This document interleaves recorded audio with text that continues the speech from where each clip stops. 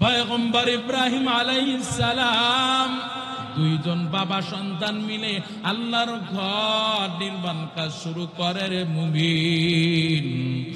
আল্লাহর ঘর বাইতুল্লাহ নির্মাণ কাজ শুরু করে, সুন্দর করে বাউন্ডারি দেয়, গাঁথুনি তুলতে শুরু করেছেন। গাঁথুনি তুলতে তুলতে বাবা মিস্ত্রি কাজ করে আর সন্তান ওই পাথরগুলো টুকাই টুকাই নিয়ে এসে বাবার হাতে দেয়। বাবা গাঁথুনি তোলা শুরু করলেন। গাঁথুনি দিতে দিতে যখন আর নাগাল পায় না, ঠেই পায় না, তখন পয়গম্বর ইব্রাহিম চিন্তায় পেরেশানে অস্থির হয়ে গেছেন। কেমনে এখন আমি নাগাল পাইবো, কেমনে আমি এখন ঠেই পাবো? নাগাল পাওয়ার জন্য তো আমাকে তো অবশ্যই বাঁশকুটির প্রয়োজন, বাঁশকুটি ব্যবহারের প্রয়োজন। এই মরুভূমির জমিনে নাগাল গাঁথুনি দেওয়ার জন্য, নাগাল পাওয়ার জন্য এই মরুভূমির প্রান্তরে আমি কেমনে বাঁশকুটি পাবো? পয়গম্বর ইব্রাহিম চিন্তায় পেরেশানে অস্থির। না জানি আল্লাহর এই মহান হুকুম আদায় করতে পারবো না কিনা, পালন করতে পারবো কিনা, এই ঘর নির্মাণ কাজ শেষ করতে পারবো কিনা, এটা চিন্তায় পেরেশানে অস্থির হয়ে গেছেন। আল্লাহ পাক পয়গম্বর ইব্রাহিমের টেনশন পেরেশান সহ্য করতে পারে নাই। আল্লাহ পাক বলেন, পয়গম্বর আপনি চিন্তিত হবেন না, আপনি একটু পেরেশানি হবেন না, চিন্তার কোনো প্রয়োজন নাই। আমি আল্লাহর ঘর নির্মাণ করবেন, আর নির্মাণ করতে গিয়ে নাগাল পাইবেন না, ঠেই পাইবেন না, এই ভয়ে আপনি এখন কি করে ঠেই পাইবেন, নাগাল পাইবেন, এই জন্য চিন্তায় পড়ে আছেন। ও পয়গম্বর, চিন্তিত হবার কোনো কারণ নাই। আমি আল্লাহ এমন আল্লাহ, আমি আল্লাহ যখন যা ইচ্ছা তাই করতে পারি। আল্লাহর ঘর বাইতুল্লাহ দেখেছেন কারা কারা? একটু হাত তুলে দেখান। আলহামদুলিল্লাহ, আলহামদুলিল্লাহ, মাশাআল্লাহ, হাত নামান। তো আল্লাহর ঘর বাইতুল্লাহ নির্মাণের ইতিহাস, এমনকি নির্মাণ শেষ লাগনে আল্লাহ পাক পয়গম্বর ইব্রাহিম আলাইহিস সালাতু ওয়াস সালামকে 3টা আদেশ করেছিলেন। এই 3টা আদেশের কথা, এমনকি আল্লাহর ঘর বাইতুল্লাহ দেখার যাদের ইচ্ছা আছে কিন্তু শক্তি সামর্থ্য ক্ষমতা নাই, তাদের জন্য কিছু আমল আমি শিখাই দেব। শুনবেন তো ইনশাআল্লাহ? থাকবেন তো ইনশাআল্লাহ? আল্লাহ কবুল করেন, চিল্লায়া বলেন আমিন। তো যাদের হৃদয়ে স্বপ্ন আছে, ইচ্ছা আছে, যাওয়ার তৌফিক নাই, তাদের জন্য কিছু আমল আমি আপনাদেরকে শোনাই দিব, বুঝাই দিব। যদি আমল করতে পারেন, আল্লাহ পাক এই উসিলায় হলো আল্লাহ পাক বাইতুল্লাহ নিয়ে যাবেন। সুবহানাল্লাহ। إن أول بيت وضع للناس للذي ببكة مباركا إن أول بيت وضع للناس للذي ببكة مباركا وهدى للعالمين إن أول بيت وضع للناس للذي ببكة مباركا وهدى للذي ببكة مباركا للذي ببكة مباركا وهدى للعالمين زبان খুলে বলেন আল্লাহু আকবার। বখা কুরআন কালামুল্লাহ বসন কদিমাস্তি নেইনো ভাইরা আমার, আল্লাহ পাক রব্বুল আলামিন জানায় দেন, ও গোলাম, আমি আল্লাহ আমার বান্দাদের জন্য, আমার বান্দারা ইবাদত করবে, বান্দারা ইবাদত করবে, আমি আল্লাহর গোলামি করবে, আমি আল্লাহর ইবাদত করবে। এই জন্য আমি আল্লাহ ফেরেশতাদেরকে অর্ডার করলাম, ও ফেরেশতার দল, তোমরা তাড়াতাড়ি আমার বান্দাদের জন্য একটা ঘর নির্মাণ করো। আমার বান্দারা আমি আল্লাহর ইবাদত করবে, আমি আল্লাহর গোলামি করবে। আমার বান্দাদের জন্য একটা ঘর নির্মাণ করো, দুনিয়ার জমিনে, পৃথিবীর জমিনে একটা ঘর নির্মাণ করো। এরে নবীর উম্মতের দল, বান্দাদের ইবাদতের জন্য সর্বপ্রথম আল্লাহ পাকের কুদরতি অর্ডারে ফেরেশতারা সর্বপ্রথম যে ঘরটা সর্বপ্রথম নির্মাণ করলেন, ভিত্তি স্থাপন করলেন, তার নাম হলো কাবা বা বাইতুল্লাহ। জবান খুলে বলেন কাবা বা বাইতুল্লাহ এটা কার ঘর? আর একটু আওয়াজ করে বলেন কার ঘর? আল্লাহ পাক সর্বপ্রথম ওই কাবা ঘরটা ফেরেশতাদের মাধ্যমে ভিত্তি স্থাপন করলেন। এরে নবীর উম্মতের দল, কাবা ঘরের ভিত্তি স্থাপন করার পর শত শত বছর চলে যায়। এরপর পয়গম্বর আদম, বাবা আদম আলাইহিস সালাতু ওয়াস সালামকে আল্লাহ পাক দুনিয়ার জমিনে পাঠাইলেন, দুনিয়ার জমিনে সৃষ্টি করলেন। পয়গম্বর আদম আলাইহিস সালাতু ওয়াস সালাম দুনিয়া আসার পর আল্লাহ পাক পয়গম্বর আদমকে বললেন, ও পয়গম্বর আদম, আপনাকে আমি আল্লাহর ঘর নির্মাণ করা লাগবে, আমি আল্লাহর ঘর আপনাকে সাজানো লাগবে।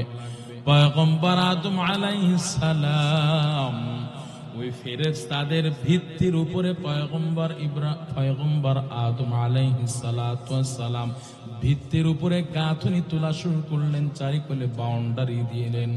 এরে নবীর উম্মত, পয়গম্বর আদম আলাইহিস সালাতু ওয়াস সালামের পর সন্তান শীষ আলাইহিস সালাম বাবার গাঁথনির উপরে আবার গাঁথনি তোলা শুরু করলেন।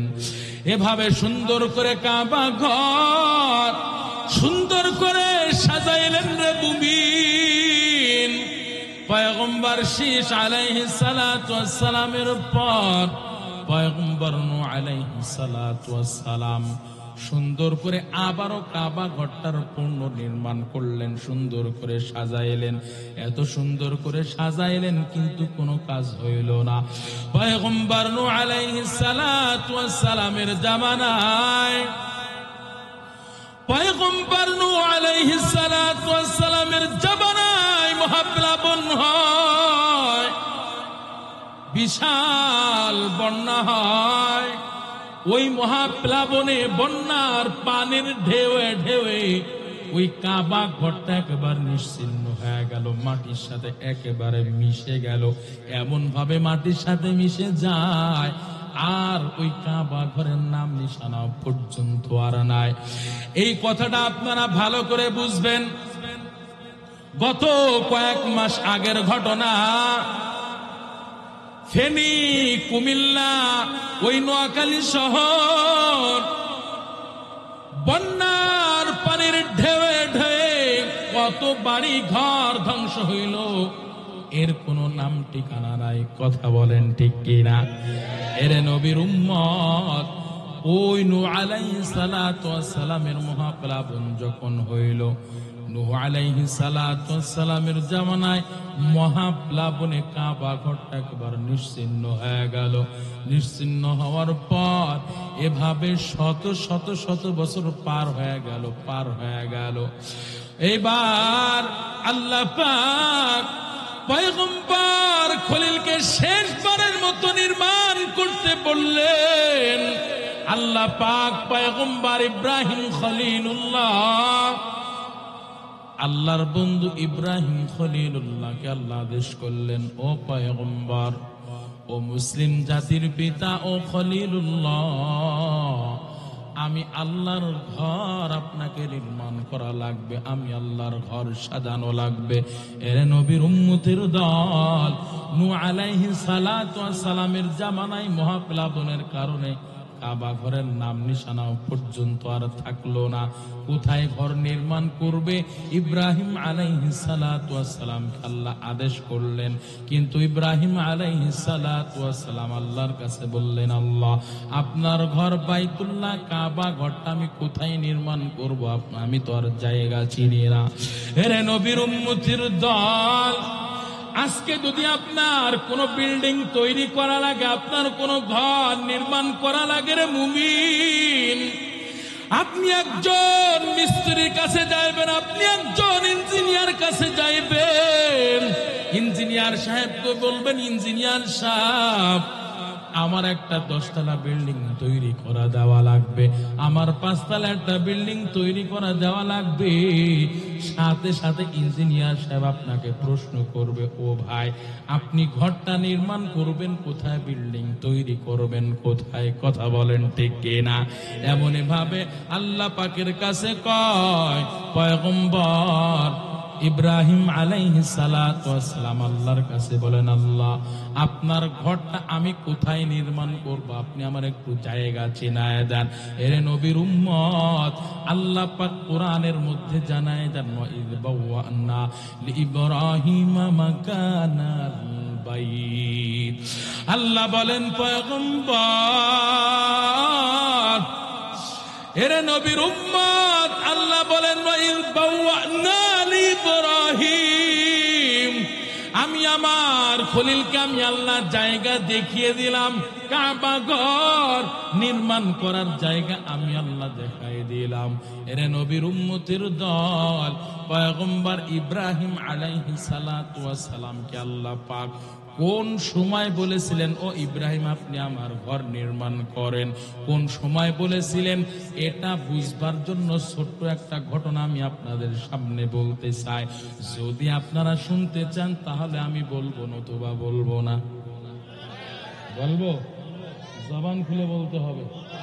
2টা হাত তুলেন, আল্লাহু আকবার।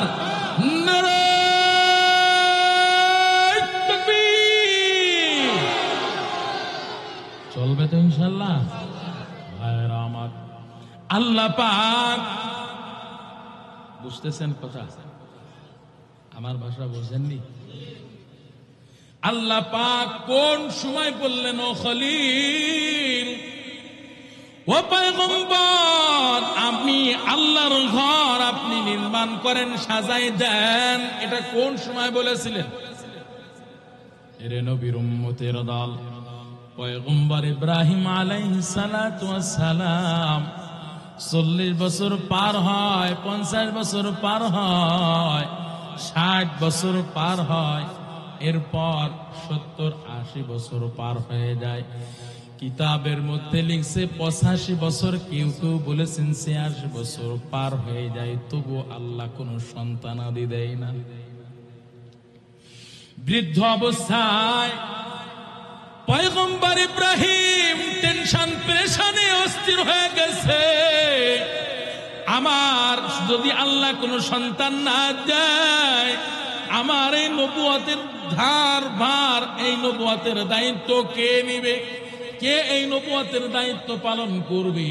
এই চিন্তা টেনশনে বড় অস্থির হয়ে গেছেন, পেরেশান হয়ে গেছেন। একদিন হঠাৎ শেষ রাত্রে উঠে পয়গম্বর ইব্রাহিম আল্লাহর দরবারে 2টা হাত তুলে বলতেছেন, আল্লাহ, ও দয়ার মালিক, 40 বছর পার হয়, 50 বছর পার হয়, 60-80 বছর পার হয়ে গেল, আল্লাহ, তুমি আমার একজন সন্তান দিলে না, সন্তানের ব্যবস্থা করলে না রে আল্লাহ। এরে নবীর উম্মতের দল পয়গম্বর ইব্রাহিম আলাইহিস সালাম আল্লাহর দরবারে সন্তান চাইলেন, আল্লাহ, তুমি আমার একজন নেককার সন্তান দাও। এরে নবীর উম্মত পয়গম্বর ইব্রাহিম কিভাবে আল্লাহর কাছে সন্তান চাইছিলেন, কোন দোয়াটা করছিলেন, সেটা আল্লাহ পাক কোরআনের মধ্যে বলে দিয়েছেন। আল্লাহু আকবার বলেন, রব্বি হাবলি মিনাস সালিহিন ফাবাশশারনাহু বিগুলামিন হালিম। রব্বি হাবলি মিনাস সালিহিন ফাবাশশারনাহু বিগুলামিন হালিম।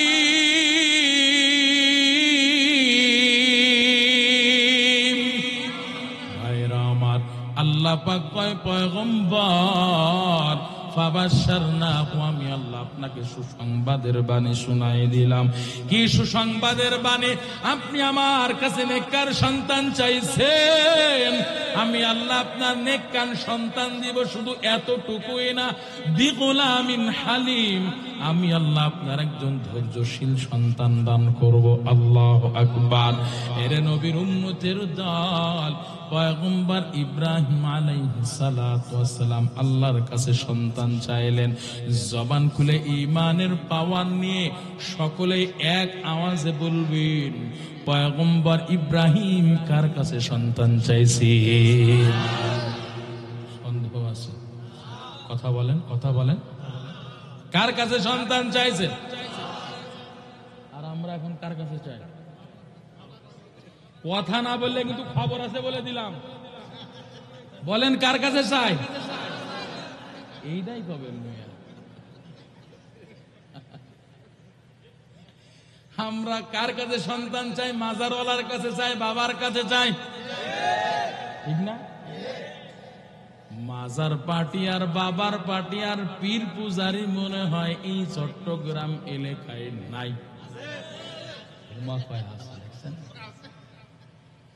এরে নবীর উম্মতের দল পয়গম্বর ইব্রাহিম বাবার কাছে সন্তান চাই না, পীরের কাছে সন্তান চাই না। রে মুমিন, কোন মাজারওয়ালার কাছে সন্তান চাই নাই।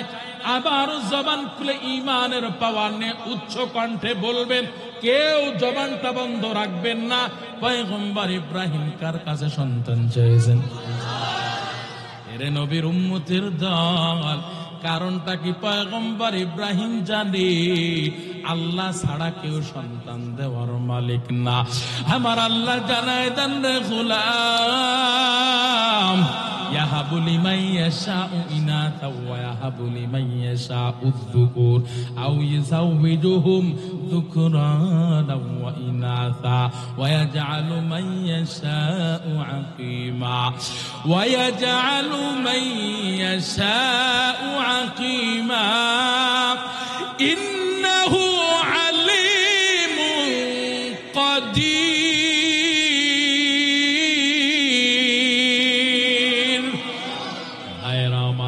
আল্লাহ জানাই দেন গোলাম, আমি আল্লাহ চাইলে কাউকে আমি আল্লাহ পুত্র সন্তান দান করি, আমি আল্লাহ আবার কাউকে কন্যা সন্তান দান করি।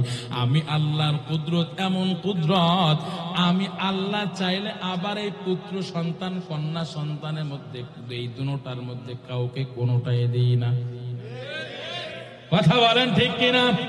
কুদরত কার? এরে নবীর উম্মতের দল, কেউ সন্তান দিয়ার মালিক না, ওই মাজারওয়ালার সন্তান দেওয়ার মালিক না। রে মুমিন, ওই পীরের পায়ে সেজদা দিয়ে বলো, বাবা আমার একজন সন্তান দাও। ওই মাজারওয়ালার কাছে যে বলো, মাজারওয়ালা ও বাবা তুমি আমার একজন নেককার সন্তান দাও, ও বাবা তুমি আমার একজন সন্তান দাও, তুমি আমার একটা সন্তান দাও। জবান খুলে বলেন, মাজারওয়ালা পীর বাবা সন্তান দেওয়ার মালিক নাকি? এরে নবীর উম্মতের দল, আজকে তো এমন হয়েছে মুসলমানদের ইমানের মধ্যে এমন ভাবে পচন ধরেছে, মুসলমান জানে বাবার পায়ে সেজদা দেওয়া এটা শিরিক। শিরিক এমন একটা মারাত্মক অপরাধ যেটা ক্ষমার কোনো সুযোগ নাই রে ভাই। মুসলমান জানে পীরের পায়ে সেজদা দেওয়া এটা হারাম, শিরিক, এটা মুসলমান জানে। তবুও মুসলমান ওই পীরের পায়ে সেজদা দেয়, মাজারে যে সেজদা দেয়, আছে না নাই? এরে নবীর উম্মতের দল, পয়গম্বর ইব্রাহিম আল্লাহর কাছে সন্তান চাইলেন। দ্বিতীয় নাম্বার কথা, পয়গম্বর ইব্রাহিম আল্লাহর কাছে বললেন, আল্লাহ আপনি আমার একজন নেককার সন্তান দেন। কি সন্তান চাইছেন? জবান খুলে বলা লাগবে। নেককার সন্তান ইব্রাহিম কেন চাইছেন রে মুমিন? নেককার সন্তান এই জন্যই চাইছেন, নেককার সন্তানের কত দাম, কত মূল্য ওই মা বাবাই জানে। যে মা বাবার সন্তান অবাধ্য হয়ে চলে, ওই মা বাবাই জানে নেককার সন্তানের কত দাম। যেই মা বাবার সন্তান 10 বছর পার হতে পারে না, 12 বছর পার হতে পারে না, অসৎ সঙ্গের সাথে মিলে অসৎ সঙ্গের সাথে চলতে চলতে সন্তান খারাপ হয়ে গেছে। এমন খারাপ হয়েছে সন্তান এখন ইয়াবা খায়, ইয়াবা ট্যাবলেট খায়, গাঞ্জা খায়, মদ খায়। সন্তান যত প্রকার খারাপ কাজ আছে সমাজে সে সমস্ত খারাপ কাজ করে বেড়ায়। ওই মা বাবাই জানে নেককার সন্তানের কত দাম। কথা বলেন ঠিক কিনা? মিথ্যা বলতেছে? কথা বলেন। এরে নবীর উম্মতের দল, পয়গম্বর ইব্রাহিম আল্লাহর কাছে সন্তান চাইলেন, আল্লাহ সন্তান দিলেন। এই সন্তান যখন আস্তে আস্তে বড় হতে লাগলেন, আল্লাহ পাক সাথে সাথে পয়গম্বরকে আদেশ করলেন, ও পয়গম্বর, আপনি কি আমাকে বেশি ভালোবাসেন নাকি আপনার সন্তানকে বেশি ভালোবাসেন? এটা প্রমাণ করতে হবে। ও পয়গম্বর, আপনি যদি আমাকে বেশি ভালোবেসে থাকেন তাহলে আপনি আমাকে সন্তুষ্ট করার জন্য আপনার সন্তানকে কুরবানি করে দেন, জবে করে দেন। এরে নবীর উম্মত, পয়গম্বর ইব্রাহিম আলাইহিস সালাম সন্তান ইসমাইলকে জবে করার আদেশের মাধ্যমে আল্লাহর দরবারে পরীক্ষায় সফলতার সাথে উত্তীর্ণ হয়ে গেলেন। এই সন্তানকে যখন জবে করার আদেশের মাধ্যমে সফলতার সাথে উত্তীর্ণ হয়, এই সন্তান আরো আস্তে আস্তে বড় হতে লাগলেন। যখন শক্তি সামর্থ্য অর্জন করলো, কাজ করার মতো শক্তি সামর্থ্য অর্জন করলে রে মুমিন, পয়গম্বর ইব্রাহিম আলাইহিস সালাতু ওয়াস সালামের সন্তান ইসমাইল যখন কাজ কর্ম করার মতো শক্তি অর্জন করলো, এই সময় মূলত আল্লাহ বললেন, পয়গম্বর আমি আল্লাহর ঘর বাইতুল্লাহ আপনি নির্মাণ করেন, সাজাই ফেলেন। আপনি মিস্ত্রির কাজ করবেন আর আপনার সন্তান জুগাড়ে হেল্পারের কাজ করবে। আল্লাহু আকবার। এর নবীর উম্মতের দল, আল্লাহ পাক কোন সময় বললেন, ইব্রাহিম আপনি আমার ঘর নির্মাণ করেন? যেই সময় ইসমাইল আলাইহিস সালাতু ওয়াস সালাম সামর্থ্য অর্জন করেছিলেন। কথা বলেন ঠিক কিনা? দুইজন বাবা সন্তান মিলে আল্লাহর ঘর নির্মাণ কাজ শুরু করে রে মুমিন। আল্লাহর ঘর বাইতুল্লাহ নির্মাণ কাজ শুরু করে, সুন্দর করে বাউন্ডারি দেয়, গাঁথুনি তুলতে শুরু করেছেন। গাঁথুনি তুলতে তুলতে বাবা মিস্ত্রি কাজ করে আর সন্তান ওই পাথরগুলো টুকাই টুকাই নিয়ে এসে বাবার হাতে দেয়। বাবা গাঁথুনি তোলা শুরু করলেন। গাঁথুনি দিতে দিতে যখন আর নাগাল পায় না, ঠেই পায় না, তখন পয়গম্বর ইব্রাহিম চিন্তায় পেরেশানে অস্থির হয়ে গেছেন। কেমনে এখন আমি নাগাল পাইবো, কেমনে আমি এখন ঠেই পাবো? নাগাল পাওয়ার জন্য তো আমাকে তো অবশ্যই বাঁশকুটির প্রয়োজন, বাঁশকুটি ব্যবহারের প্রয়োজন। এই মরুভূমির জমিনে নাগাল গাঁথুনি দেওয়ার জন্য, নাগাল পাওয়ার জন্য এই মরুভূমির প্রান্তরে আমি কেমনে বাঁশকুটি পাবো? পয়গম্বর ইব্রাহিম চিন্তায় পেরেশানে অস্থির। না জানি আল্লাহর এই মহান হুকুম আদায় করতে পারবো না কিনা, পালন করতে পারবো কিনা, এই ঘর নির্মাণ কাজ শেষ করতে পারবো কিনা, এটা চিন্তায় পেরেশানে অস্থির হয়ে গেছেন। আল্লাহ পাক পয়গম্বর ইব্রাহিমের টেনশন পেরেশান সহ্য করতে পারে নাই। আল্লাহ পাক বলেন, পয়গম্বর আপনি চিন্তিত হবেন না, আপনি একটু পেরেশানি হবেন না, চিন্তার কোনো প্রয়োজন নাই। আমি আল্লাহর ঘর নির্মাণ করবেন, আর নির্মাণ করতে গিয়ে নাগাল পাইবেন না, ঠেই পাইবেন না, এই ভয়ে আপনি এখন কি করে ঠেই পাইবেন, নাগাল পাইবেন, এই জন্য চিন্তায় পড়ে আছেন। ও পয়গম্বর, চিন্তিত হবার কোনো কারণ নাই।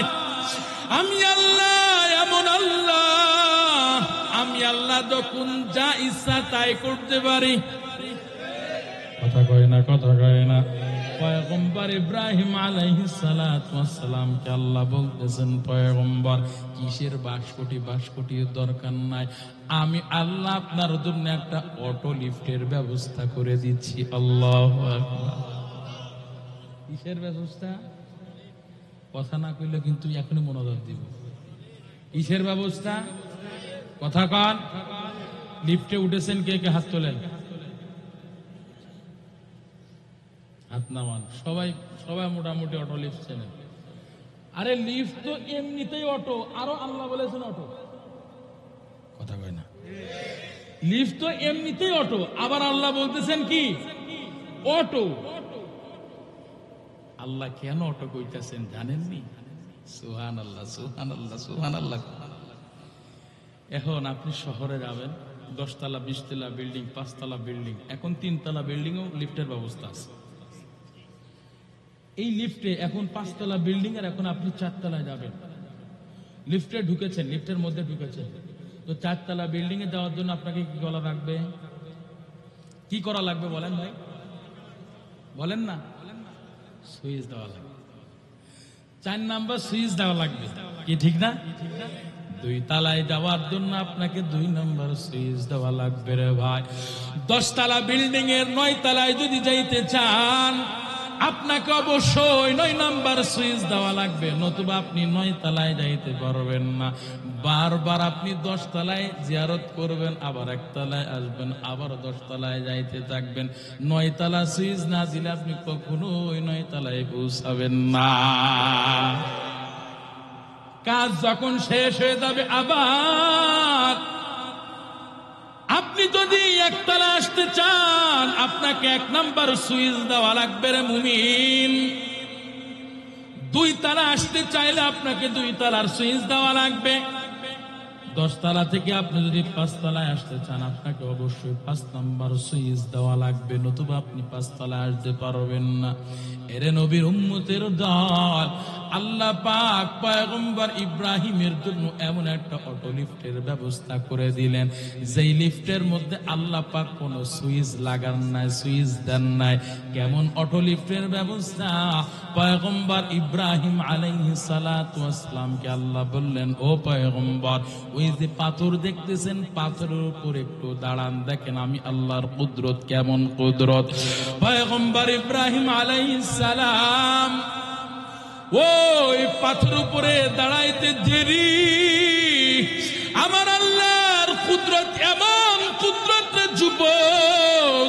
পয়গম্বর ইব্রাহিম আলাইহিস সালাতু ওয়াস সালাম আল্লাহর অর্ডারে পাথরের উপরে দাঁড়াইতে দেরি, কোন সুইচ দেওয়া লাগে না, অটোমেটিক উঠে গেছে। আল্লাহু আকবার।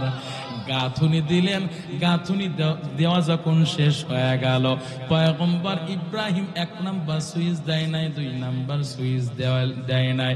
গাঁথুনি দেওয়া শেষ হয়ে গেল, সাথে সাথে আবার নিচে এসে গেল। গাঁথুনি দেওয়ার জন্য আবার দাঁড়ায়, সাথে সাথে সুইচ দেওয়া লাগে না, অটোমেটিক উঠে যায়। আল্লাহু আকবার। আল্লাহ অটো লিফটের ব্যবস্থা করে দিলেন। কেমন অটো লিফট?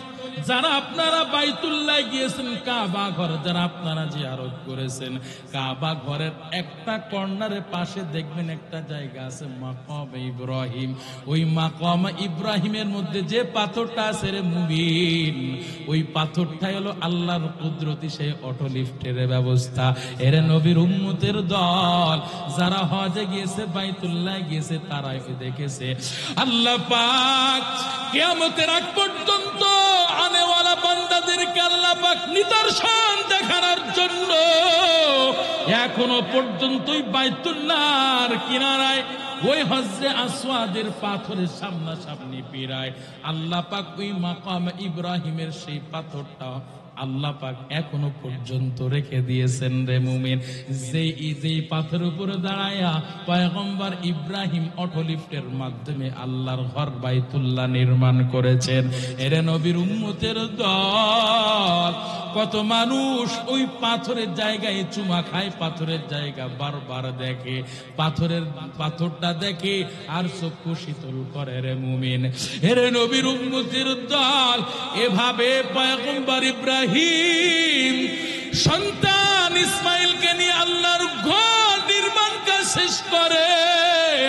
আল্লাহর ঘর সুন্দর করে নির্মাণ শেষ করার পর কাজ যখন সম্পন্ন হয়ে গেল, আল্লাহ পাক পয়গম্বর ইব্রাহিম আলাইহিস সালাতু ওয়াস সালামকে বলতেছেন, ও পয়গম্বর, আজকে তো কাজ শেষ হয়ে গেল, আজকে আপনার দায়িত্ব শেষ হয়ে গেল ও পয়গম্বর। তবে আজকে আপনার কাছে আমি 3টা আবদার করতে চাই ও পয়গম্বর। 3টা আবদারের 1 নাম্বার আবদার, আপনার কাছে 3টা আদেশ করতে চাই ও পয়গম্বর। আজকের দিনে আপনি কি চাইবেন চেয়ে নেন, আমি আল্লাহ আপনাকে দিতে দেরি করব না। আল্লাহু আকবার। বাইতুল্লাহ নির্মাণ কাজ শেষ হয়ে গেল। আল্লাহ পাক পয়গম্বর ইব্রাহিম আলাইহিস সালাতু ওয়াস সালামকে 3টা আদেশ করলেন। 1 নাম্বার আদেশ, ও পয়গম্বর, আজকে কাজের পুরস্কার হিসেবে আপনাকে আমি আজকে পুরস্কার দান করব। আজকে আপনি কি চাইবেন আমি আল্লাহর কাছে চেয়ে নেন, আমি আল্লাহ আপনি চাইতে দেরি, আমি আল্লাহ কবুল করতে দেরি করব না। এর নবীর উম্মতের দল পয়গম্বর ইব্রাহিম আলাইহিস সালাম চোখের পানি ছেড়ে ছেড়ে বলতেছেন, আল্লাহ, আপনার কাছে আমি বিনিময় কিছু চাই না, কিছু চাই না গো মালিক। আপনি আমার কাজ, আমার সন্তান মিলে আমি যে কাজটা করলাম, এই কাজগুলো আপনি আপনার দরবারে কবুল করে নেন। আল্লাহু আকবার। এর নবীর উম্মত যারা আপনারা হজে গিয়েছেন, বাইতুল্লাহ সফরে আপনারা যারা গিয়েছেন রে ভাই, হজরে আসওয়াদের পাথরের ডান পাশে কাবা ঘরের দরওয়াজা আছে। কাবা ঘরের দরওয়াজা আর হজরে আসওয়াদ পাথরের 2 পাশের মাঝখানে যে জায়গাটা আছে, মাঝখানে যে জায়গাটা আছে, জিকির করেন লা ইলাহা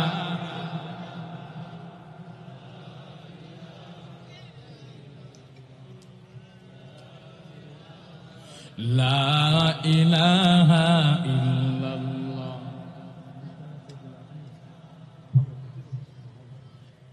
লা ইলাহা ইল্লাল্লাহ লা ইলাহা ইল্লাল্লাহ লা ইলাহা ইল্লাল্লাহ মুহাম্মাদুর রাসূলুল্লাহ সাল্লাল্লাহু আলাইহি ওয়াসাল্লাম। ভাইরা আমার, খারাপ লাগেনি? চলবে? আপনারা আমার কথা কি বুঝতেছেন? কাবা ঘরটা নির্মাণের ইতিহাসটা আমি আপনাদের সামনে তুলে ধরেই কিভাবে কাবা ঘরে যাবেন সে আমলগুলো শেখাই দিবে। শুনবেন তো? কাবা ঘরে যেতে মন চায় না? এত সুন্দর করে আল্লাহ পাক সাজিয়েছেন কাবা ঘরটা, যেই ঘরের দিকে তাকাইলেন সওয়াব। সুবহানাল্লাহ। আস্তে কইয়া ভাইরা আমার, আল্লাহ পাক আদেশ করলেন, পয়গম্বর আপনি কি চাইবেন তাড়াতাড়ি চেয়ে নেন। হজরে আসওয়াদের পাথর আর ডান পাশে হলো কাবা ঘরের দরওয়াজা। এই মাঝখানে যে জায়গাটা আছে এর নাম হলো মুলতাজাম।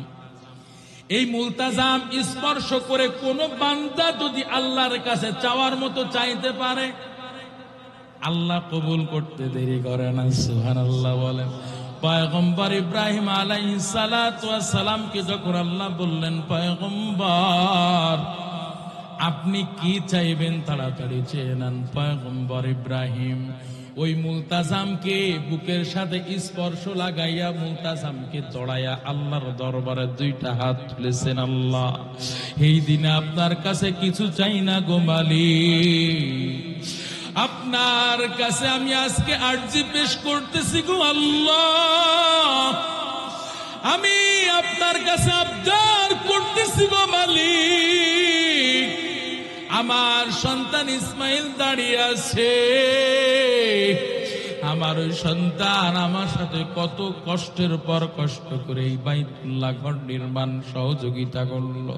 ও আল্লাহ, আপনার কাছে আজকে আমার কোনো কিছু চাওয়া পাওয়া নাই, তবে একটা আবদার করতে চাই। আল্লাহ, আপনি যে আখির নবী পয়গম্বর মুহাম্মদকে আপনি দুনিয়ার জমিনে পদার্পণ করাইবেন, আখিরে নবী মুহাম্মদকে আপনি দুনিয়ার জমিনে পয়গম্বরকে পাঠাইবেন গো আল্লাহ।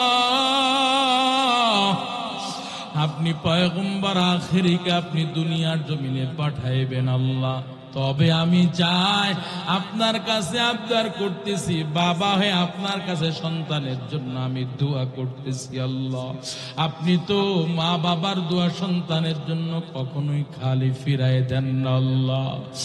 আমার সন্তান ইসমাইলের জন্য আমি দোয়া করে গেলাম, ও আল্লাহ আমি চাই, আমার মনে বড় শখ আপনি আখেরি নবী মুহাম্মদকে পাঠাইবেন, তবে আমি চাই অন্য কোন বংশে আপনি আখেরি নবীকে পাঠাইবেন না, আমার ওই সন্তান ইসমাইলের বংশে আখেরি নবীকে পাঠাইবেন। আল্লাহু আকবার। আল্লাহ পাক পয়গম্বরের দোয়া এমন ভাবে কবুল করেছেন রে মুমিন, পরবর্তীতে মায়ার নবী রহমাতুল্লিল আলামিনকে আল্লাহ ইসমাইলের বংশ থেকে দুনিয়ায় পাঠাইছেন। আল্লাহু আকবার।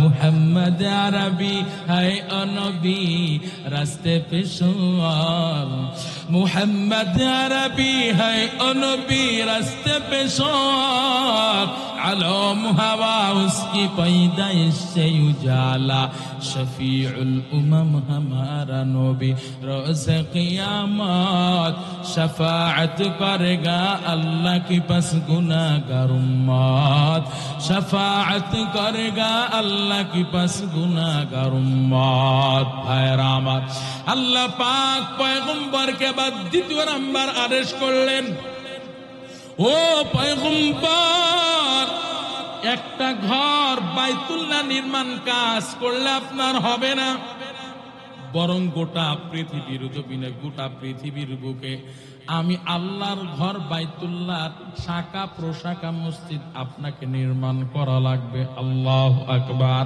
পয়গম্বর ইব্রাহিম কয়, আল্লাহ একটা ঘর নির্মাণ করতে যে আমি বড় টেনশনে পেরেশানে অস্থির হয়ে গেছিলাম, এখন আমি পৃথিবীর বুকে কেমনে আপনার ঘরে শাখা প্রশাখা নির্মাণ করব, কেমনে সম্ভব? আমার দ্বারা তো সম্ভব না। জবান খুলে ঈমানের পাওয়ার নে উচ্চ কণ্ঠে আমার কথাগুলো যদি বুঝে থাকেন, জবান খুলে বলেন অসম্ভবকে সম্ভব করার মালিক কে?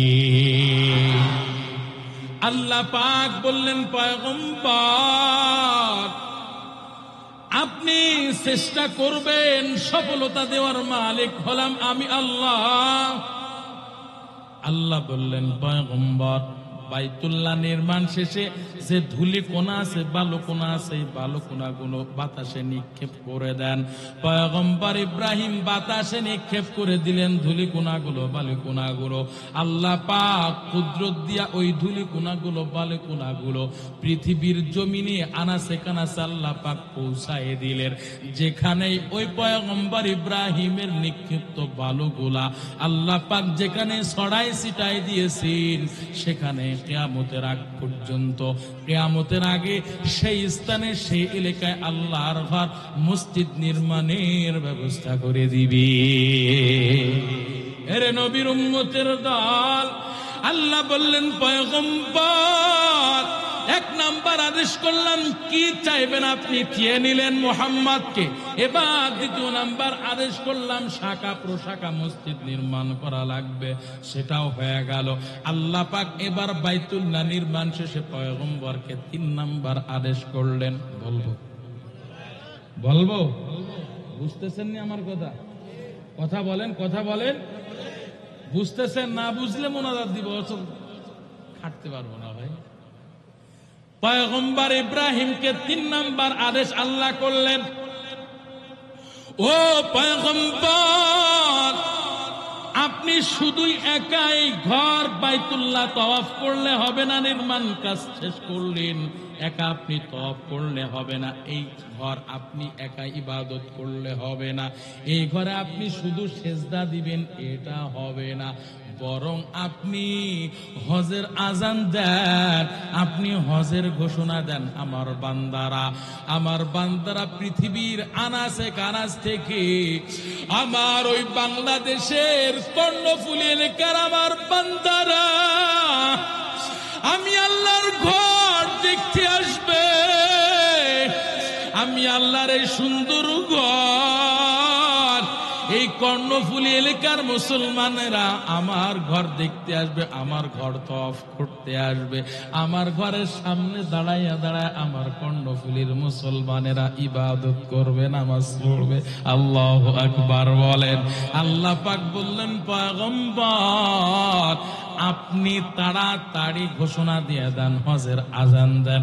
এখানেও পয়গম্বর ইব্রাহিম কয়, আল্লাহ চারিকুলোতে কোনো মানুষজন নাই, জনমানবহীন শূন্য এলাকা, এই এলাকা আমি কেমনে ঘোষণা দিব? আমার এই আওয়াজ তো কেউ শুনবে না। আল্লাহ পাক বলতেছেন, পয়গম্বর আওয়াজ দিবেন আপনি, ঘোষণা দিবেন আপনি, আমার বান্দাদের কানে পৌঁছানোর দায়িত্ব হলো আল্লাহর। কথা বলেন ঠিক কি না? এরে নবীর উম্মতের দল, আল্লাহ পাক পয়গম্বর ইব্রাহিমকে যখন হজের আজান দিতে বললেন, ঘোষণা দিতে বললেন, পয়গম্বর ঘোষণা দিলেন। আর এই ঘোষণার আওয়াজটা আল্লাহ পাক পুরা পৃথিবীর আনেওয়ালা উম্মত, আনেওয়ালা বান্দা গত যারা হয়ে গেছে তাদের কানে কানে আল্লাহ পাক পয়গম্বর ইব্রাহিমের হজের আজানের ঘোষণা জানায় দিয়েছেন। আল্লাহু আকবার। হাদিসের মধ্যে আসছে, যে সমস্ত বান্দারা ওই আজানের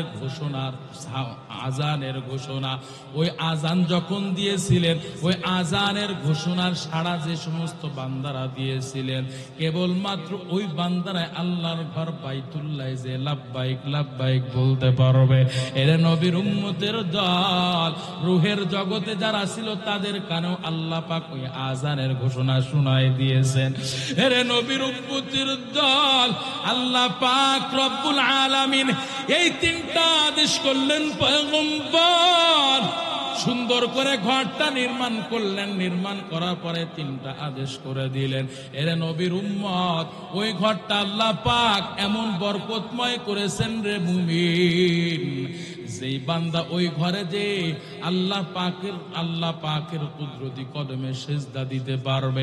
মায়ার নবী রাহমাতুল লিল আলামিন কয়, ওই ঘরটার দিকে যারা তাকাইবে, এমন কি ওই ঘরটা বাইতুল্লাহ যারা তওয়াফ করবে রে মুমিন, আল্লাহ পাক সেকেন্ডে সেকেন্ডে প্রতিটা মুহূর্তে ওই বাইতুল্লাহর উপরে, আল্লাহর ঘরের উপরে আল্লাহ পাক 120টা রহমত নাজিল করেন। 60টা রহমত যারা তওয়াফ করতে থাকে তাদের উপর আল্লাহ 60টা রহমত নাজিল করেন। 40টা রহমত যারা ওই ঘরের সামনে সিজদা দেয়, বাইতুল্লাহ কাবা ঘরের সামনে সিজদা দেয়। এমন কি যে সমস্ত বান্দারা ওই ঘরটা দাঁড়ায় দাঁড়ায় দেখতে থাকে আমার আল্লাহর ঘর, ওই বান্দারা যখন আল্লাহর ঘর দেখে, আমার আল্লাহ ওই দেখনেওয়ালার উপর আল্লাহ পাক 20টা রহমত আল্লাহ পাক সাথে সাথে নাজিল করেন। আল্লাহু আকবার। হজরে আসওয়াদের পাথরে যে বান্দা চুম্বন করতে পারবে, ওই বান্দাকে কিয়ামতের ময়দানে হজরে আসওয়াদের পাথর, হাদিসের মধ্যে আসছে, হজরে আসওয়াদের পাথর ওই বান্দার জন্য জান্নাতের সুপারিশ করবে। এরে নবীর উম্মতির দল, এমন বরকতময় করেছেন রে যুবক। আল্লাহ বলেন, ইন্না ওয়ালা বাইতি উদিআ লিন-নাস লাল্লাযী বিবাক্কাতা মুবারাকা ওয়া হুদাল লিল আলামিন।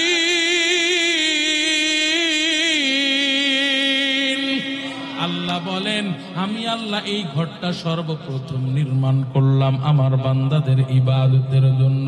এমন বরকতময় করেছি রে যুবক, ওই ঘরটা তওয়াফকারী বান্দা তওয়াফ করবে, আল্লাহ গুনাহগুলো মাফ করে দিবেন। এরে নবীর উম্মতের দল, আজকে যারা ওই বাইতুল্লাহ সফর করতে পারে না, আজকে যারা ওই বাইতুল্লাহ আল্লাহর ঘর যাওয়ার স্বপ্ন হৃদয়ে লালিত স্বপ্ন যাদের মনে চায় ওই আল্লাহর ঘর বাইতুল্লাহ দেখবে, কিন্তু টাকা নাই, ধন সম্পদ নাই, কিছু নাই। এরে নবীর উম্মত, মায়ার নবী রহমাতুল লিল আলামিন জানাই দেন, যাদের যাওয়ার ইচ্ছা কিন্তু অর্থ নাই, কড়ি নাই, সম্পদ নাই, কিছুই নাই, তাদের জন্য আল্লাহ পাক কিছু কিছু আমল দান করেছেন, যে আমলের মাধ্যমে বান্দা হজ উমরা পালনের সওয়াব পেয়ে যাবে। আল্লাহু আকবার। বলবো জিকির করেন লা ইলাহা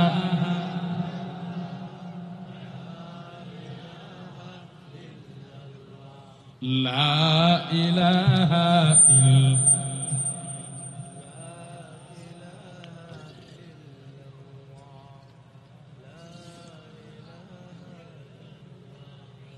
লা ইলাহা ইল্লাল্লাহ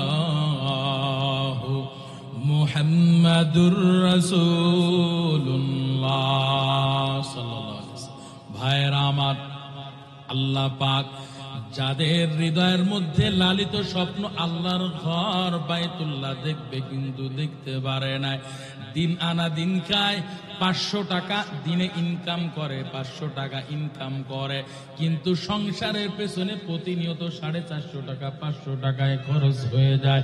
আবার এমন দিন যায় সংসারের পিছনে 1000 2000 টাকাও পর্যন্ত ব্যয় হয়ে যায়।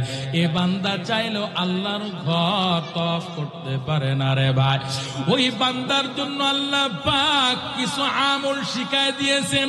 মায়া নবী রহমাতুল লিল আলামিন কয়, 1 নাম্বার আমাল, যে বান্দা নামাজের উদ্দেশ্য যখন ঘর থেকে বের হবে, এরে নবীর উম্মত আমার কথাগুলো একটু বোঝার চেষ্টা করেন, আমার দিকে খেয়াল করেন। ফরজ নামাজের জন্য আমরা 5 ওয়াক্ত নামাজ মসজিদে হাজির হয়ে যায়। মসজিদে উযু করব না, বরং বাড়ি থেকে উযু করে যখন কোনো বান্দা ঘর থেকে বের হয়, আল্লাহ পাক ওই বান্দার প্রতি এত খুশি হয়, ওই বান্দার প্রতি আল্লাহ এত খুশি হয়ে যায়। মায়ার নবী রহমাতুল লিল আলামিন কয়, যে বান্দা ফরজের নামাজ পড়ার জন্য উযু করে যখন ঘর থেকে বের হয়ে মসজিদে হাজির হয়ে যায়, আল্লাহ পাক ওই বান্দার আমলনামায় হজ উমরার সওয়াব দিয়ে দেয়। আল্লাহু আকবার। এরে নবীর উম্মত, 2 নাম্বার আমাল, আমরা ফজরের নামাজ আদায় করি। ফজরের নামাজ আদায় করার পরে আর কোনো নফল ইবাদত করা যায় না। নফল ইবাদত বলতে নফল নামাজ, আর কোনো নফল নামাজ আদায় করা যায় না। একেবারে সূর্য উদিত হওয়ার আগ পর্যন্ত কোনো কিছুই করা যায় না। এর নবীর উম্মত, মায়ার নবী রহমাতুল লিল আলামিন জানাইতেন, এরে নবীর উম্মতের দল, হাদিসের মধ্যে আসছে, ফজরের নামাজ আদায় করার পর বান্দা জায়গায় বসে আল্লাহর জিকির করবে, তেলাওয়াত করবে, বিভিন্ন আমল তাসবিহাত পাঠ করবে। এরপর যখন সূর্য উদিত সম্পন্ন হয়ে যাবে, এরপর বান্দা ওই ইশরাক নামাজ আদায় করবে। রে মুমিন, যে বান্দা ইশরাক নামাজ আদায় করতে পারবে, এরে নবীর উম্মত, মায়ার নবী রহমাতুল লিল আলামিন কয়, ওই বান্দার আমলনামায় আল্লাহ হজ উমরার কবুল, হজ উমরার সওয়াব আল্লাহ আমলনামায় লিখে দেয়। আল্লাহু আকবার। এরে নবীর উম্মতের দল, 3 নাম্বার আমল আমি আপনাদেরকে শিখায় দিতে চাই, পালন করবেন তো? 3 নাম্বার আমল, যখন কোন হাজী সাহেব দেখবেন হজে যাইতেছে, উমরা পালনে যাইতেছে, তাকে কমাস কম 100 টাকা হলো হাদিয়া দিবেন, 500 টাকা হলে হাদিয়া দিবেন। সমাজে নৈতিক সংকটে চলে, তবে আল্লাহর কি কুদরত, হজে যাইতেছে, উমরায় যাইতেছে, সমাজে হয় কি হয় না? গরিব মানুষ হজে যাচ্ছে, আপনি চাইলে পারেন তাকে 5,000 টাকা, 1,000 টাকা, 2,000 টাকা হাতে দিয়ে দিবেন। এরা নবীর উম্মত, মায়ার নবী কয়, হাজী সাহেবের কোন সরঞ্জাম ব্যবস্থাকারীর আমলনামায় আল্লাহ পাক হজ উমরার সব লিখে দেয়। ইয়া ইলাহি তু মেরা মাবুদ হাই, या इलाही तू मेरा माशूक है, या इलाही मुझसे मुझको दूर कर, ताकि देखो मुझ में तुझको एक नजर। भाई रामा 10 नंबर अमाल, যে বান্দা রমজান মাসে উমরা পালনের জন্য মক্কায় যায়, আল্লাহ পাক রব্বুল আলামিন ওই বান্দার আমলনামায়, এর নবীর উম্মতের দল, মায়ার নবী রাহমাতুল লিল আলামিন, কয় হাদিসের মধ্যে আসছে ওই রমজান মাসে উমরা পালনকারীর আমলনামায় আল্লাহ পাক হজের সওয়াব লিখে দেয়। সুবহানাল্লাহ বলেন। এর নবীর উম্মত 5 নাম্বার আমাল, যে বান্দা বান্দি চায় আল্লাহর ঘর দেখবে, আল্লাহর ঘর দেখে সওয়াব অর্জন করবে, তারা যেন মা বাবার সেবা যত্ন করে, মা বাবার খেদমত করে। এরা নবীর উম্মতের দল। হাদিসের মধ্যে আসছে ওই মা বাবার সেবা যত্নর মধ্যে, মা বাবার খেদমতের মধ্যে কেমন পাওয়ার আপনারা জানেন। এরা নবীর উম্মতের দল। মায়ার নবীর সাহাবী, মায়া নবীর সাহাবী জিজ্ঞাসা করতেছে, পয়গম্বর, আমার মনে চায় আমি জিহাদ করব, কিন্তু আমার শক্তি সামর্থ্য নাই। মায়ার নবীকে জিজ্ঞাসা করতেছেন, ও পয়গম্বর, আমি এখন কি করতে পারি? মায়ার নবী সাথে সাথে কয়, ও আমার সাহাবী, তোমার মা বাবা কি দুনিয়ার জমিনে বেঁচে আছে নাকি? বলে হ্যাঁ।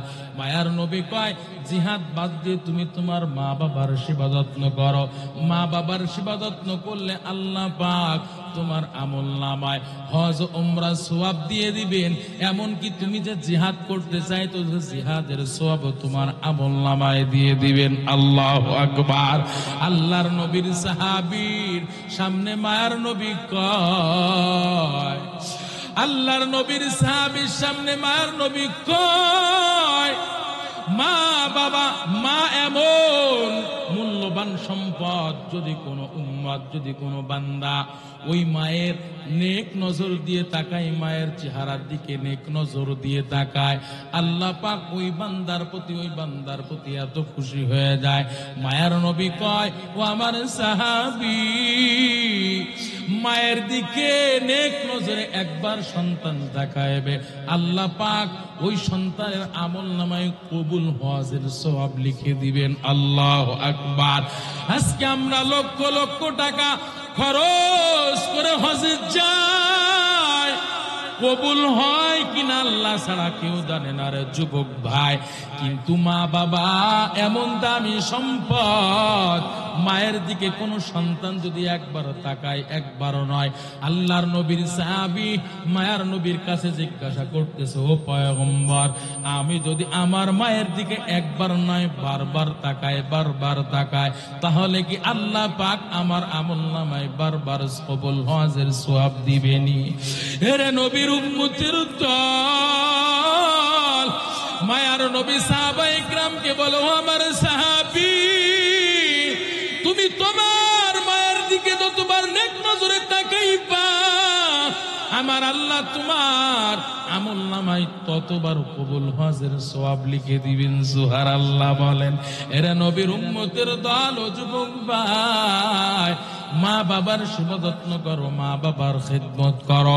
মা বাবার সেবা যত্নর মধ্যে কেমন পাওয়ার! মা বাবা তোমার জন্য 2টা হাত তুলতে দেরি।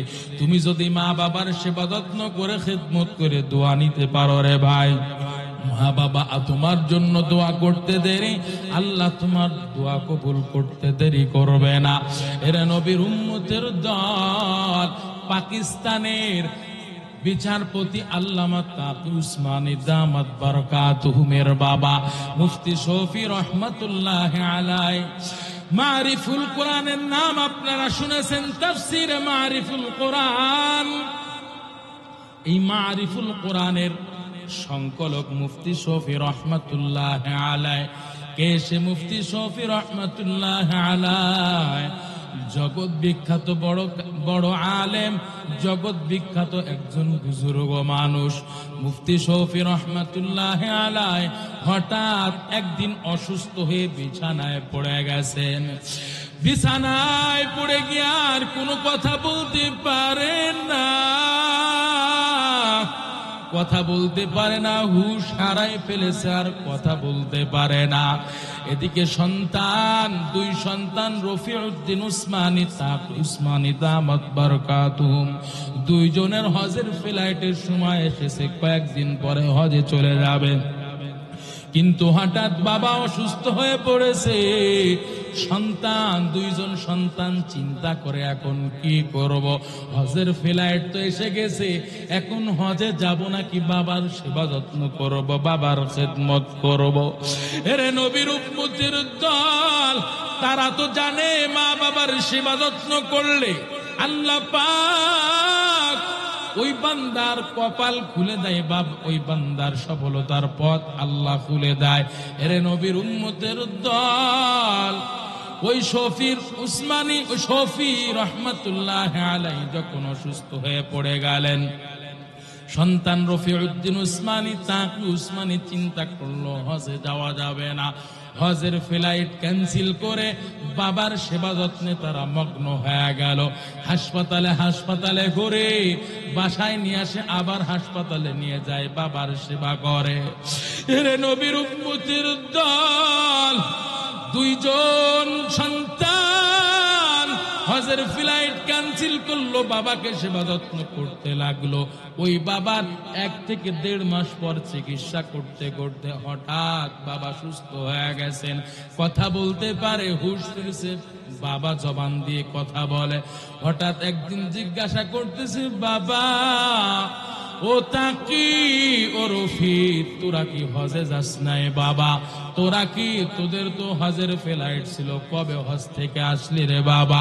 এরে নবীর উম্মত, তাকি উসমানী দামাত বারাকাতুহুম কয়, ও বাবা আপনি তো জানেন না, আপনি তো সপ্তাহের পর সপ্তাহ, মাসের পর মাস অসুস্থ হয়ে বেডে পড়েছিলেন।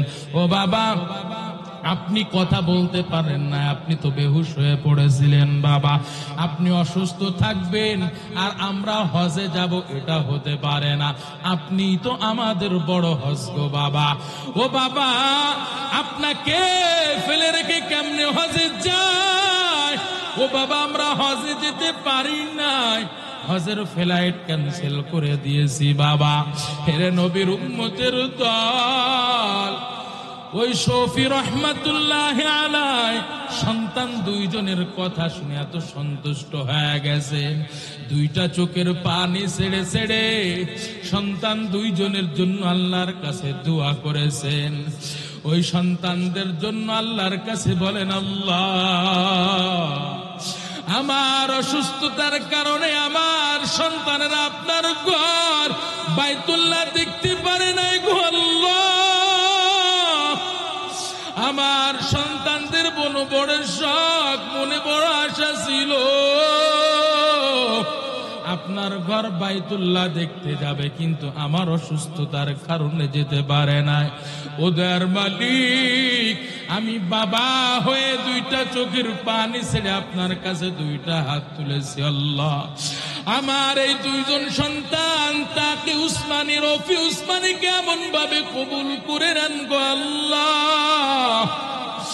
আমার এই দুইজন সন্তানকে আপনার বাইতুল্লাহ দেখার জন্য আপনি এমন ভাবে কবুল করে নেন। ও আল্লাহ আমার সন্তানদেরকে আপনার বাইতুল্লাহ দেখার জন্য আপনি কবুল করে নেন। এরে নবীর উম্মত, তাকি উসমানী দামাত বারাকাতুহুম সাক্ষাৎকারে বলে, আমার বাবা ওই যে আমাদের দুই ভাইয়ের জন্য আল্লাহর কাছে হজের জন্য দোয়া করলেন, দোয়া করার পর পরের বছর থেকে, পরের হজের মৌসুম থেকে নিয়ে আজও পর্যন্ত কতবার হজ করলাম, কতবার উমরা করলাম, আমাদের হিসাব নাই। আল্লাহু আকবার। এরে নবীর উম্মত, এটাই হলো মা বাবার দোয়া। ওরে যুবক, আজকে তুমি মা বাবার কলিজা আঘাত দাও কেন? তুমি আঘাত দিবা রে বাবা। ও যুবক ভাই, তুমি কেন মা বাবার কলিজা আঘাত দিবা? যেই মা তোমাকে আমাকে 10 মাস 10 দিন গর্ভে ধারণ করলো রে যুবক, মায়ের গর্ভের বয়স যখন 3 থেকে 4 মাস হইল, ছোট্ট ছোট্ট পা দিয়ে মায়ের পেটে লাথি মেরেছি। ওই মা সহ্য করতে পারে না, মা বেহুশে বিছানায় পড়ে গেছি, মা চোখের পানি ছেড়ে ছেড়ে কান্না করেছে। মায়ের এত কষ্ট হয়, মা কোনোদিন অন্য বাড়িতে যে মা কষ্টের কথা বলে না। রে যুবক ও বৃদ্ধ বাবাজি, আজকে যাদের মা বাবা বেঁচে আছে, যুবক মায়ের কলিজায় কখনো আঘাত দিবা না। আজকে যাদের মা নাই বাবা নাই, তারাই বুঝে মা হারা বাবা হারানো কি ব্যথা। জানি না এই মজলিসে কে মা হারা বাবা হারা এতিম। ও চট্টগ্রাম কর্ণফুলী এলাকার মুসলমান, মা বাবার সেবা যত্ন করো, মা বাবার খেদমত করে জান্নাত অর্জন করে নাও। ওরে যুবক, ওই মা বাবা তোমার আমার জন্য কতই কষ্ট করলো। বাবা মাথার গাম পায়ে ফেলানো কষ্টের টাকা দিয়ে তোমাকে আমাকে লালন পালন করলো। ওই মা বাবাকে আজকে তুমি কেন বুঝা মনে করো রে যুবক? ওই মা বাবার কলিজায় কখনো আঘাত দিবা না। অসুস্থ অচল দুর্বল মা বাবার উপরে তুমি তোমার অনুগ্রহের ডানা বিছাই দিবা। কখনোই কোনো অবস্থাতে কষ্ট পায় এমন কোন কাজ করবা না রে যুবক। ওই মা নিজে না খাইয়া তোমারে আমারে খাওয়াইলো। বাবা, তুমি যখন শিশু অবস্থায় ছিলা, বাবা দুনিয়ার জমিন থেকে বিদায় হয়ে গেল। মা চিন্তা করে, আমার এই সন্তানকে আমি কেমনে লালন পালন করব। মা এই চিন্তা করতে করতে মা বড়ই পেরেশান হয়ে যায়। ও চট্টগ্রাম কর্ণফুলী এলাকার মুসলমান, ওই মা চিন্তা করে আমার সন্তানকে কেমনে লালন পালন করব। মা এই চিন্তা করতে করতে পরের বাড়িতে কামলা যায়, পরের বাড়িতে 3 বেলা কাজ করে।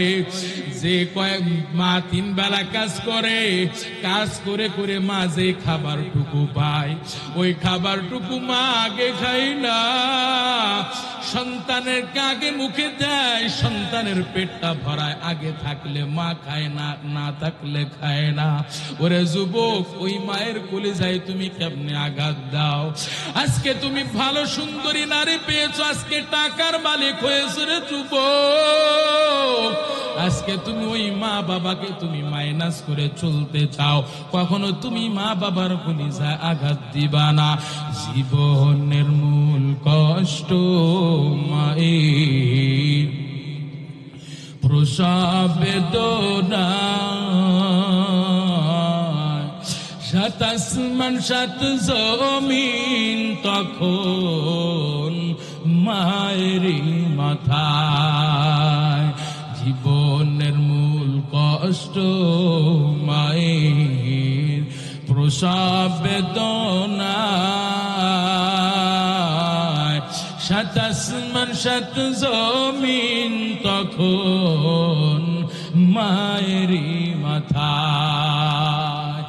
এমন মাকে কেমনে আজি, এমন মাকে কেমনে আজি যাব আমি ভুলিয়া। ও আমার প্রাণের মা, মা গো মা, কোথায় গেলে মোরে সাড়িয়া। জনম দুঃখী এতিম আমি, চাই না কেহ ফিরিয়া। আমি যখন ছিলাম আমার মায়েরই উদরে, চলা করতেন যে মায় কত কষ্ট করে। কথা বলেন ঠিক কিনা?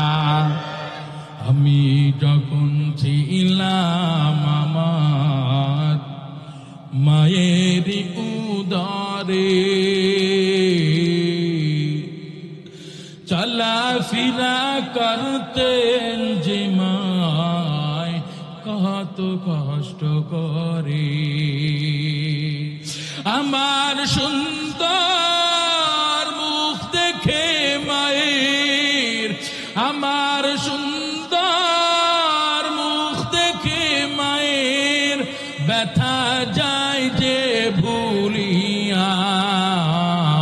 ও আমার প্রাণের মা, মা গো মা কোথায় গেলে মোরে ছাড়িয়া। জনম দুঃখী ইয়াতীম আমি, চাই না কেহ ফিরিয়া। ওরে যুবক ভাই, আজ থেকে তোমরা 5 ওয়াক্ত নামাজের 1 ওয়াক্ত কাজা দিবা না রে ভাই।